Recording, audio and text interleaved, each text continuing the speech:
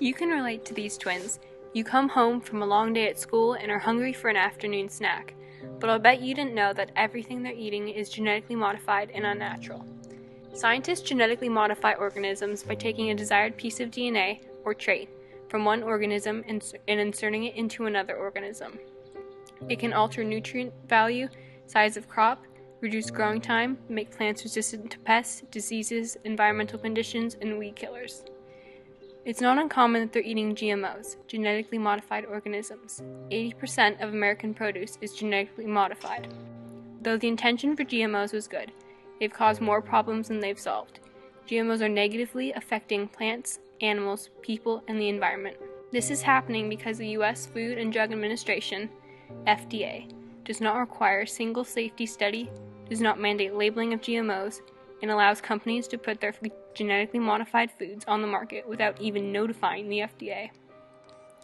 Studies for genetic modification are conducted in an extremely short time period, so long-term diseases such as cancer are not discovered.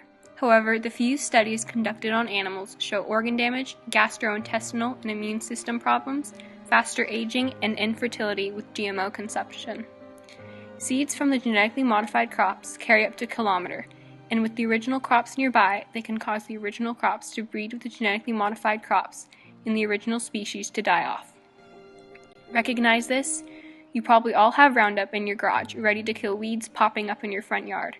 But Roundup contains chemicals that are known to cause sterility, hormone disruption, birth defects, and cancer. Some crops are being modified to resist Roundup, which is a plus for all of us. Yet, these Roundup-resistant crops are doing something scientists never anticipated, creating superweeds resistant to Roundup altogether. As a result, farmers are spraying more of the toxic Roundup onto their crops, the very food that we put into our bodies. Between 1996 and 2008, U.S. farmers used 383 million more pounds of herbicide on GMOs. Some genetic modification allows crops to be resistant to certain bugs. However, overuse of Roundup has also created superbugs immune to Roundup. A 2013 study shows that of the 11 major insects tested, 5 were immune to the poisons that are supposed to repel bugs on genetically modified crops.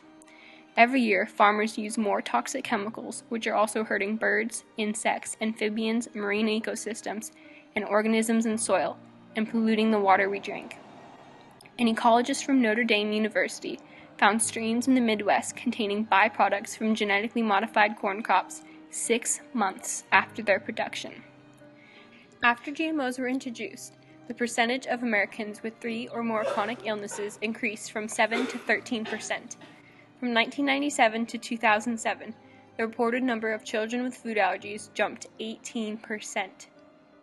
GMOs are linked to allergies, autism, reproductive disorders, digestive problems, heart disease, cancer, and other health issues. When you're walking through the grocery store, you have no idea which food on the shelves is genetically modified because the U.S. government doesn't require labeling. GMO labeling is mandatory in 64 countries throughout the world, yet the biggest genetic modification companies native to the U.S. are influencing the government against GMO labeling. In 2015 alone, Monsanto, the food and industrial agriculture industries, and biotechnology companies spent more than $101 million on advertising to avoid GMO labeling. Monsanto is the largest genetic modification company in the world. They are responsible for the creation of toxic Roundup and Agent Orange herbicides. Agent Orange was used in herbicidal warfare in Vietnam, and 1 million of the 4 million people exposed to the chemical are facing serious health issues today. Byproducts from the chemical, Agent Orange, were discovered in the New Jersey River, which is now one of the U.S.'s most contaminated rivers.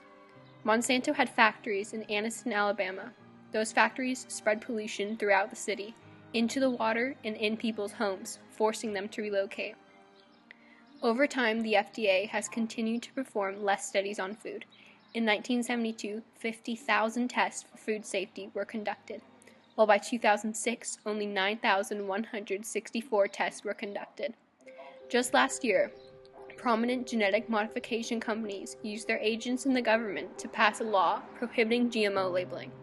Some people are calling it the DARK, or Denying Americans the Right to Know Act. Obama said he would require the labeling of GMOs when he ran for office in 2008. When elected, he ignored his promise completely and appointed Michael Taylor, Monsanto's former attorney and vice president, as the head of the FDA's food safety. The U.S. Secretary of Agriculture, Tom Vilsack, was also part of the genetic modification industry. But the corruption doesn't end there.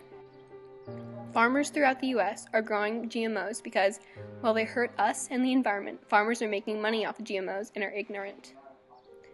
Organic, non-GMO farmers struggle to maintain pure crops, as genetic modification contaminates their crops and they can't sell them under the same circumstances. Organic farmers are facing difficulties in the food market, as genetically modified foods are cheaper and selling more than organic foods, forcing them off the shelves. The time to act is now.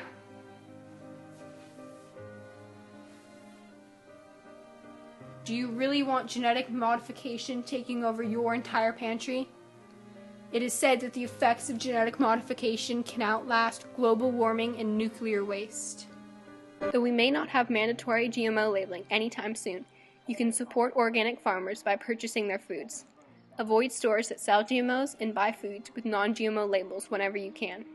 Avoid these brands: Pepsi, Frito-Lay, Doritos, Kellogg's, General Mills, Nestle, Gerber, Hershey, and Coca-Cola, or any other GMO-supporting companies. Together we can take a stand against GMOs, so spread the word and watch what you eat. And don't eat them together.